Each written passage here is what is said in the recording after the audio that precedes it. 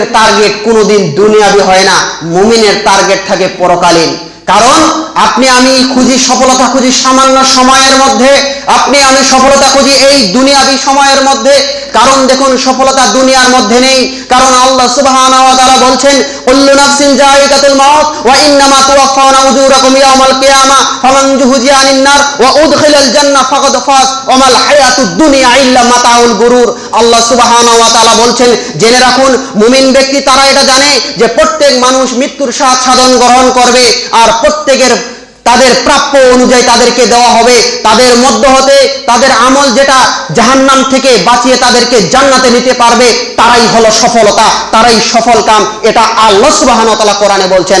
সম্মানিত প্রিয় উপস্থিতি, আজকে আমি এবং আপনি মনে করি 50-60 বছরের মধ্যে আমি আদর্শ পিতা হয়েছি, দুনিয়াবী শিক্ষা আমার সন্তানকে গড়িয়েছি। যে শিক্ষা আপনাকে, যে আপনার সন্তানকে আপনি আদর্শ শিক্ষা দিতে পারেনি, কাল কিয়ামতে আপনার বুকে পা দিয়ে ওই সন্তান বলবে আমি জাহান্নামে যাব, আমি নষ্টেত, আমি জাহান্নামে যেতে চাই না। সম্মানিত প্রিয় উপস্থিতি, একথা আল্লাহ সুবহানাহু ওয়া তাআলা বলছেন।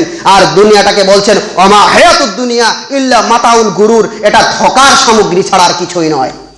কিন্তু আজকে আমি এবং আপনি তাই খুঁজি, মনে করি দুনিয়াতে সফল হব কিভাবে, হারাম নেই হালাল নেই, দিনের পরে দিন দুনিয়া নিয়ে ব্যস্ত হয়ে থাকি। আর দুনিয়া নিয়ে যত ব্যস্ত মানুষ হবে তার মধ্যে তত ব্যস্ততা তার মধ্যে চেপে যাবে।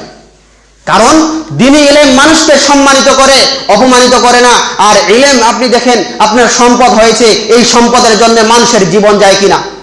অন্যান্য সম্পদ আপনাকে হেফাজত করতে হয়, আপনার সোনা রয়েছে, টাকা রয়েছে, এই প্রত্যেকটা সম্পদ আপনাকে হেফাজত করতে হয়। যদি সঠিকভাবে হেফাজত না করতে পারেন তাহলে আপনার হাতছাড়া হয়ে যেতে পারে, হাতছাড়া হয়ে যেতে পারে।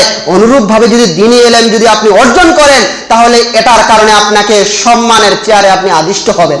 সম্মানিত প্রিয় উপস্থিতি, যে কথা বলছিলাম